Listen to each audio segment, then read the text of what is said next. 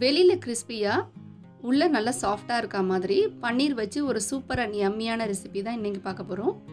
ஒரு பவுலில் மஞ்சள் தூள், தனி மிளகாய் தூள், மல்லித்தூள், கரம் மசாலா, சீரகத்தூள், காஷ்மீரி சில்லி பவுடர், சால்ட்டு, இஞ்சி பூண்டு பேஸ்ட்டு எல்லாத்தையும் சேர்த்து நல்லா மிக்ஸ் பண்ணிக்கோங்க. அளவெல்லாம் டிஸ்கிரிப்ஷனில் கொடுக்குறேன், செக் பண்ணி பாருங்கள்.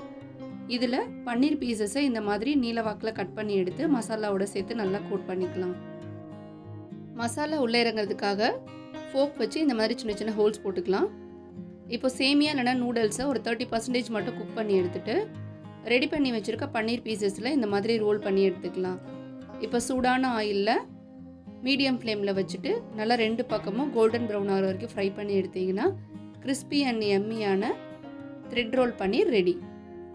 இது போல் இன்ட்ரெஸ்டிங்கான ரெசிபீஸ்லாம் பார்க்குறதுக்கு நம்ம சேனலை சப்ஸ்கிரைப் பண்ணிக்கோங்க. வீடியோ பிடிச்சிருந்தா லைக் பண்ண மறக்காதீங்க.